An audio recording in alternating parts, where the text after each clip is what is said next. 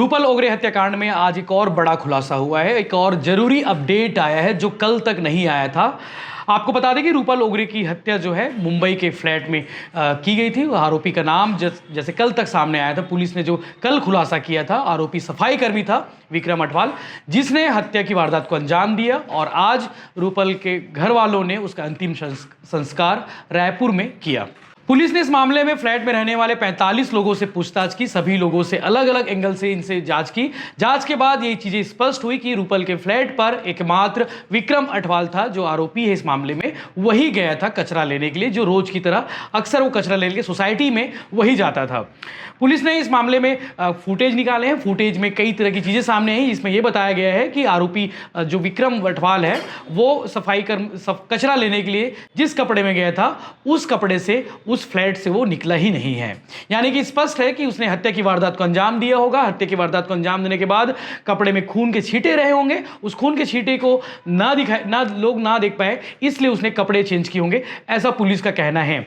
चूंकि आज रूपल के घर वालों से हमारी बातचीत हुई, रूपल के घर वालों ने क्या कुछ बताया है आपको मैं विस्तार से बताता हूं, ताकि घटना स्पष्ट हो जाए कि आखिर बाथरूम में, उस फ्लैट में वो 11:30 बजे के बीच में क्या कुछ हुआ था। क्योंकि पुलिस ने एक और अपडेट दिया है कि रूपल की हत्या 3 सितंबर यानी कि रविवार की सुबह 11:30 बजे के आसपास ही हो गई थी। और खुलासा इसका हुआ है 4 सितंबर को, यानी कि 3 सितंबर की आधी रात को हुआ और 4 सितंबर को बाकी घर वालों को पता चला है। रूपल के घर वालों ने क्या कुछ बताया आपको बता दें कि रूपल के रिश्तेदार ने भिलाई टाइम्स को यानी कि हमें बताया कि रूपल का एक छोटा भाई है जो शव लेने के लिए 4 सितंबर यानी कि कल मुंबई गया हुआ था। आज शव को रायपुर लाया गया। शव का अंतिम संस्कार आज रायपुर में किया गया। रूपल के भाई ने पुलिस के हवाले से घर वालों को यह बताया कि आरोपी विक्रम जो है नशेड़ी है। जैसे कि मुंबई पुलिस ने रूपल के भाई को बताया कि आरोपी विक्रम जो है नशेड़ी था। वह रविवार की सुबह सोसाइटी में कचरा लेने आया था, जैसे कि बाकी दिनों की अपेक्षा वो आता है। रूपल का कजिन और दोस्त उसके अपने घर गए हुए थे, इसलिए रूपल जो है घर में अकेली थी, उस फ्लैट में अकेली थी। रूपल आरोपी को इस बात की जानकारी थी कि रूपल फ्लैट में अकेली है, जैसे मैं पहले बता चुका हूं। रोज की तरह सुबह कचरा लेने के लिए आरोपी विक्रम जो है फ्लैट पर पहुंचा। वह नशे की हालत में था जिस दिन वो कचरा लेने के लिए गया था, यानी कि रविवार की सुबह 11:30 बजे के आसपास। कचरा लेने के लिए वह कई दिन आरोपी जो है आता नहीं था, तो इस बात को लेकर कई बार रूपल और विक्रम के बीच में कहासुनी भी हो चुकी थी।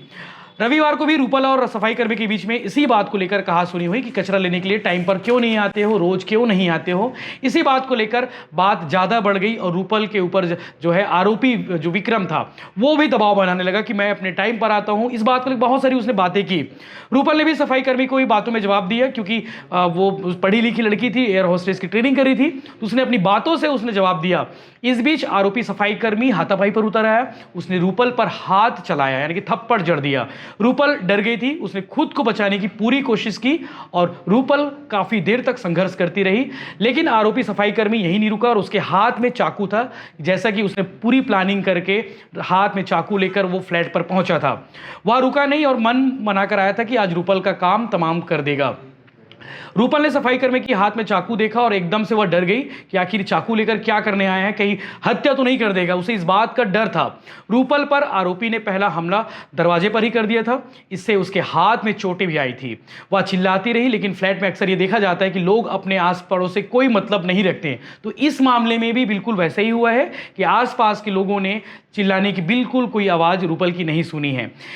रूपल अपनी जान बचाने के लिए बाथरूम तक गई। आरोपी सफाई कर्मी भी पीछे पीछे बाथरूम तक चले गए, जहां पे रूपल की लाश मिली है खून से लथपथ। वहां उसने मौके का फायदा उठाते हुए गले पर सबसे पहला प्रहार किया और रूपल जो है चोटिल होकर जमीन पर गिर गई। रूपल को गहरी चोटें आई, जैसे कि पोस्टमार्टम रिपोर्ट में बताया गया है। काफी खून बह चुका था। जब लाश को बरामद किया गया तो वहां पे पूरा फर्श जो है खून से लथपथ था। काफी सारा खून बह गया था, जिससे उसकी जल्दी मौत हो गई। यानी कि 11:30 बजे के आसपास की वारदात बताई जा रही है और कहा जा रहा है कि 12 से 1 बजे के बीच में ही रूपल की मौत हो गई थी। वारदात को अंजाम देने के बाद जो आरोपी है वो भाग गया था। जैसे कि पुलिस ने बताया है कि आरोपी मर्डर करने के बाद वहां से भागने की फिराक में था। वही बिल्डिंग के कई लोगों ने यह भी बताया कि 2 बच्चों का ये पिता है आरोपी विक्रम अठवाल का। कोई आपराधिक रिकॉर्ड नहीं है, लेकिन नशेड़ी था। वो नशे की हालत में कई बार मिसबिहेव वहां पे सोसाइटी में रहने वाले लोगों से कर चुका था। उसकी पत्नी भी इसी बिल्डिंग में जो है, यानी जहां फ्लैट में रूपल रहती थी उसी बिल्डिंग में वो काम करती है। वारदात को अंजाम देने के बाद वह गांव भाग गया था, लेकिन मुंबई पुलिस के पास ये खबर थी कि वो आरोपी जो है गांव भाग गया है। तो उसने तत्काल मुंबई पुलिस की टीम जो है रूपल के आरोपी जो हत्यारा है उसे ढूंढने के प्रयास में लगी रही। मामले का खुलासा कैसे हुआ यह भी आपको बताते हैं कि यह मामला तब सामने आया जब रात 10 बजे यानी कि रविवार की रात 10 बजे उस फ्लैट पर जो कजिन था उसका दोस्त वहां पहुंचा था। उसने बार बार घंटी बजाई लेकिन कोई रिस्पांस नहीं आया, फ़ोन भी किया लेकिन रिस्पांस नहीं आया वहाँ से भी। तो उसने डुप्लीकेट चाबी बनाई, जैसे कि पुलिस ने बताया कि डुप्लीकेट चाबी बनाई, और डुप्लीकेट चाबी बनाने के बाद उसने खुद से दरवाज़ा खोला। लेकिन जब दरवाज़ा खुलने के बाद अंदर गया उसका दोस्त, तो वो काफ़ी मंजर जो है हैरान करने वाला था। उस सामने देखा कि बाथरूम में एक लाश पड़ी हुई थी, लाश जो थी रूपल की, जो खून से लथपथ थी। रात 10 बजे जब दरवाज़ा खोल कर वो अंदर गया, रूपल का शव बाथरूम के अंदर खून से लथपथ था और उसकी गर्दन पर चाकू से 2 बड़े बड़े घाव थे। पुलिस ने कहा है कि मामले का खुलासा 12 घंटे के भीतर ही कर लिया गया है और आरोपी जो सफाई कर्मचारी था उसे गिरफ्तार किया गया है। उसने इस बात का जुर्म कबूल किया है कि उसने हत्या की वारदात को अंजाम दिया है, और वारदात अंजाम देने के कारण का अभी तक स्पष्ट रूप से खुलासा नहीं हुआ है। लेकिन जो जानकारी पुलिस वालों ने घर वालों को बताई है उसके मुताबिक यही है कि रूपल के साथ उसकी कहा सुनी हुई थी, उसके साथ बहस हुई थी, और इसी बहस का बदला लेने के लिए रूपल को मौत के घाट आरोपी ने उतार दिया। हालांकि कल ये भी खबर आई थी कि क्या रूपल के साथ में यौन शोषण हुआ है, तो इस बात को लेकर आज सिरे से इनकार उनके परिजनों ने कर दिया है, यानी कि रूपल के घर वालों ने कर दिया है कि रूपल के साथ कोई यौन शोषण नहीं हुआ है। चूंकि शॉर्ट पीएम रिपोर्ट पे भी ये चीज़ें सामने नहीं आई हैं, यानी कि रूपल के साथ कल कहा सुनी हुई, कहा सुनी के बाद जो है उसके हत्यारे ने उसे मौत के घाट उतार दिया।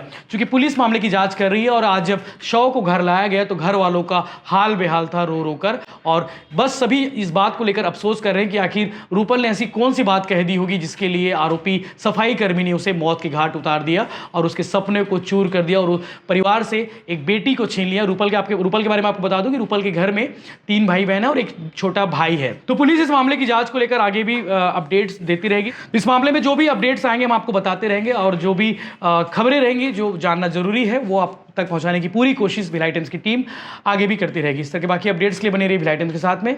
चैनल को सब्सक्राइब कर लीजिए ताकि आपको और भी दूसरी अपडेट्स मिलते रहेंगे। जय हिंद, जय जवाहर।